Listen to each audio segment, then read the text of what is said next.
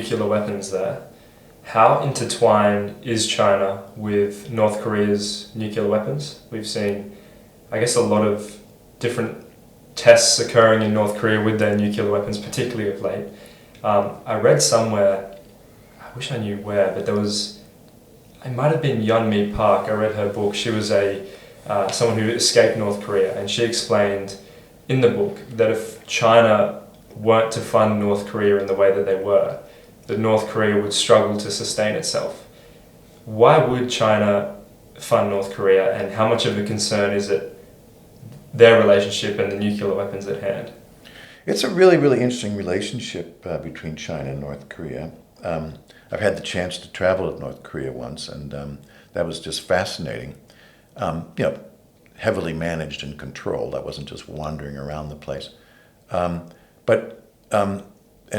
through that came to really, I think, become a lot more appreciative in some ways, or at least my understanding appreciated a great bit about this relationship. And I would sort of maybe talk about it at two levels. First, you talk about nuclear weapons.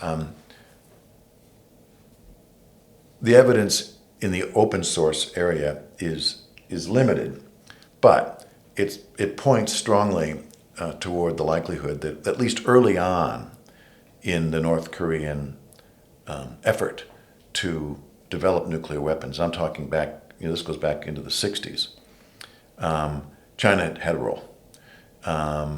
Even as China was developing its nuclear weapons program, there's some evidence that they were sharing information of different sorts with North Korea. If you take one half step away from nuclear weapons themselves and talk about missiles, ballistic missiles, the delivery vehicles for nuclear weapons, China had an even deeper hand in the development of that, and for a much longer period, probably up into the 80s, maybe even the 1990s.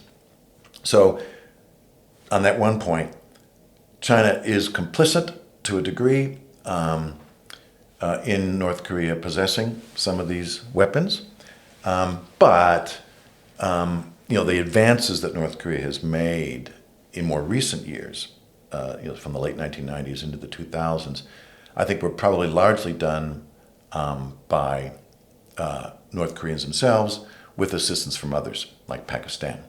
Come around to the 2000s and more recent years, I think North Korea's advances in missile technology and nuclear weapons technology probably has come from elsewhere, because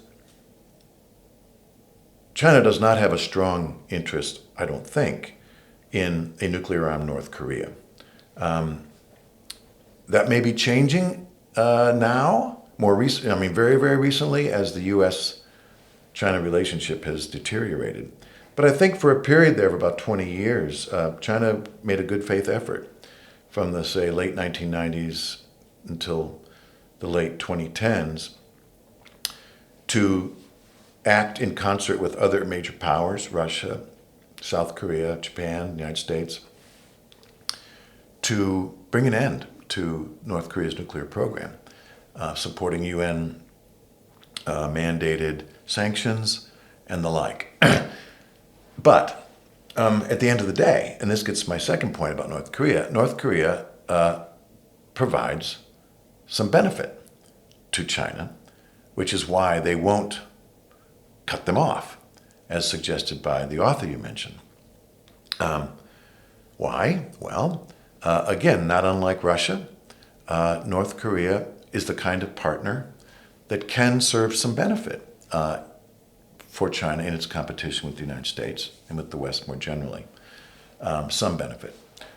Similar regime. Maybe helps China portray the legitimacy of its form of governance. Of course, they do have a treaty. They have a mutual defense treaty that was formed in 1960 and has been renewed every time it's come up for renewal. So, there's political and diplomatic reasons, and maybe, in some ways, unlike the relationship with Russia, it's a communist regime in Pyongyang. It's a communist party, which I think adds some political or even ideological motivation to Beijing's continued support for North Korea.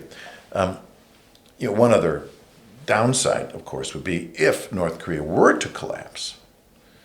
If China really chose to turn off all the water and all the economic support, and the fact that I think China still accounts for 70 or 80% of North Korean trade. If that were to be all cut off, China would have a humanitarian disaster on its hands. Not only that, they'd have a nuclear-armed humanitarian disaster on their hands. So, for both positive and negative reasons, I guess I would say,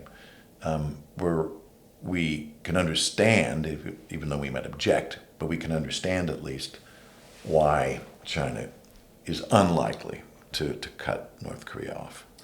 You mentioned that you went to North Korea, and I think it's one of the most secluded and least understood places probably on the planet.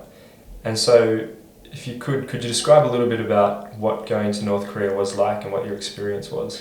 Well, this was in, I can't remember the exact year, but it was about 2009. So prior to the leadership of the current Kim, his father's leadership, there was a bit of a thaw in the relations between the West and North Korea. And so there was a slight opening and interest on the part of North Korea and the West to try and open up some channels of communication. I happened to be invited by an individual who is an academic as well, who had been working in China for many years, based in China, but who had been working in North Korea, bringing, with the consent of the two governments, bringing North Korean academics into China to learn, at business school, learn modern accounting methods, learn modern computing methods, simply as a way to try and expose North Korea a little bit more to the outside world and what the benefits of opening up could be. So I had an in, there was a thaw. As I said before, it was heavily managed, heavily overseen by the authorities in North Korea in terms of what I would call barbarian handlers, people whose job it was to basically keep an eye on foreigners as they were inside the country. I didn't get outside of Pyongyang. And it was basically a lot of meetings with academic and government counterparts, and trying to get something out of them in the way that could offer up either exchanges or dialogues, visits. It was really just to try to pry open the place a little bit. It ultimately, at least in my case, didn't go anywhere. And I found the place stultifying and just incredibly sort of orchestrated to put forward the best possible face to visitors without revealing any of the downsides. It was a strange experience.